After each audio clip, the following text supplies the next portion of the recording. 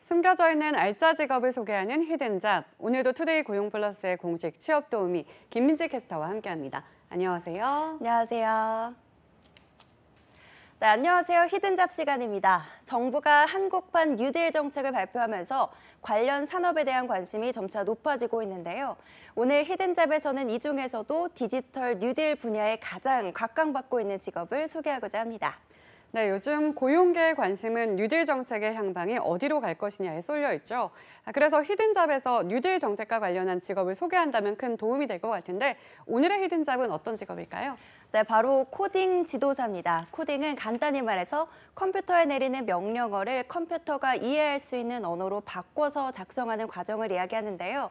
코딩 지도사는 이러한 코딩의 기초적인 학습 과정과 프로그래밍에 대한 지식을 전달하는 전문적인 교육을 진행하는 직업을 이야기합니다. 네, 디지털 뉴딜 정책의 핵심은 빅데이터, 인공지능에 있잖아요. 그래서 코딩의 중요성도 더욱 높아졌고요. 기존에도 있던 직업이지만 앞으로 전망이 더욱 높아질 것이라는 생각이 드는데요. 네, 그렇습니다. 디지털 뉴딜 정책으로 인해 더 부상하기도 했지만 사실 코딩 지도사는 지난해부터 보다 각광을 받게 된 직업인데요. 지난해 교육부가 초등학교와 중학교에서 코딩 교육을 실시하면서 현재 중학생의 경우 1년에 34시간, 초등학교 5, 6학년의 경우 1년에 17시간의 코딩 교육을 받아야 합니다. 전격적인 디지털 시대를 맞이한 초등학생, 중학생의 경우 기존 세대보다 더 컴퓨터 언어와 친해질 필요가 있어서 코딩 교육에 대한 중요성이 더 강조되고 있기 때문이죠.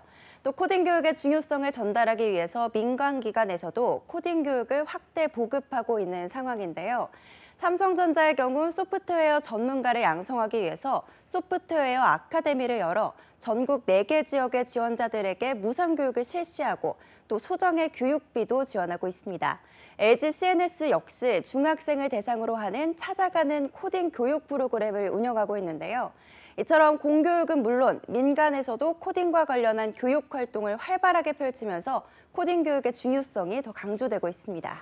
네, 그런데 다른 나라에서도 공교육 내에서 코딩 교육이 보편화된 지 오래잖아요. 우리나라 공교육에서는 그에 비해 코딩 교육 시간이 다소 짧다는 생각이 드는데요. 네, 맞습니다. 일단 중국에서는 이미 초등학교 3학년 때부터 1년에 70시간 이상 소프트웨어 관련 교육을 받아야 하는데요. 일본에서는 중학교의 경우 55시간, 고등학교의 경우 70시간가량 컴퓨터 관련 교육을 실시하고 있습니다. 또 이스라엘의 경우 고등학교 이과생이라면 3년간 기본적으로 컴퓨터 과학 과정을 270시간 이수해야 하고 심화 과정으로 선택할 경우 최소 450시간의 과정을 이수해야 하는데요.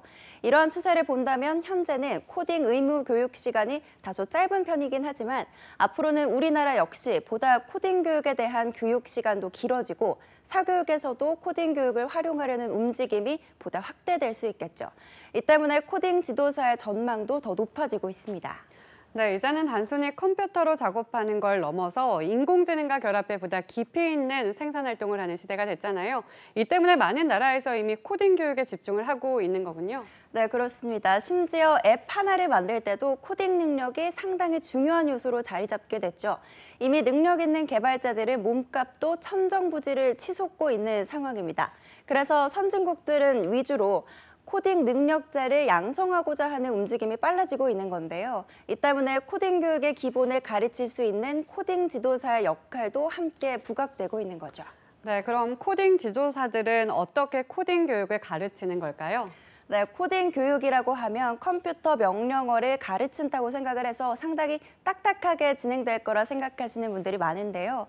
하지만 처음 코딩 교육을 시작할 때는 초등학생과 중학생들에게 코딩에 대한 흥미를 주기 위해서 카드나 보드게임, 체육, 놀이, 로봇 만들기 등을 통해서 컴퓨터에 대한 기본적인 이론과 알고리즘을 습득할 수 있도록 돕는 과정부터 시작합니다. 이후에 교육을 받는 학생들이 컴퓨터의 원리에 익숙해지게 되면 스크래치나 파이썬과 같은 본격적인 컴퓨터 언어를 가르치면서 어떻게 컴퓨터 프로그램을 짤 것인지를 교육하게 되는데요. 그래서 코딩 지도사의 가장 기본적인 자질은 코딩을 보다 쉽고 재미있게 가르치며 학생들이 제대로 된 프로그래밍 실력을 갖추게 하는 것에 있습니다. 네, 최근에 공교육의 흐름도 무조건 어렵게 가르치기보다는 학생들이 학습에서의 흥미를 잃지 않도록 쉽고 흥미롭게 가르친다는 것에 있잖아요. 하지만 가장 쉽게 가르치는 기술이 가장 고난도의 기술이 아닐까요? 그만큼 코딩 지도사가 갖춰야 할 자격도 많을 것 같은데요. 네, 일단 대학에서 컴퓨터 관련 전공을 전공하면 좋겠지만 최근 코딩 지도사들의 수요가 늘어나면서 민간 교육기관에서도 코딩 지도사의 교육을 실시하고 있는 경우가 많은데요. 관련한 자격증도 코딩 지도사, 로봇 코딩 지도사, 유학 코딩 지도사, 융합 코딩 지도사 등 이 코딩 교육에 맞춰 다양하게 취득할 수 있습니다. 취득하는 방법은 간단합니다. 한국직업능력개발원의 민간 자격 정보 시스템에 들어가서 코딩 지도사와 관련한 자격증을 검색하신 뒤 해당 자격증에 지원을 하면 되는데요. 현재는 약 450개 정도의 코딩 관련 민간 자격증이 있습니다. 보통 한 달에서 3달에 걸쳐 교육을 들은 뒤 필기 시험에서 80점 이상을 받을 경우 자격증을 취득할 수 있습니다. 이후에는 방과 후 교사, 사설 교육기관, 컴퓨터 학원 등에 취업을 할 수 있는데요.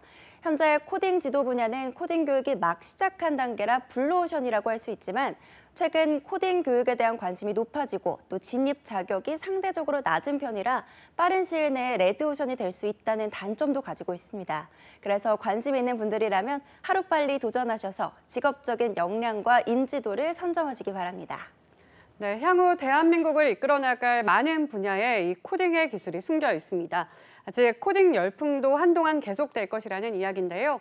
아직은 블루오션이라고 합니다. 관심 있는 분들이라면 서둘러 도전해 보시기 바랍니다. 지금까지 히든잡 김민지 캐스터였습니다. 고맙습니다.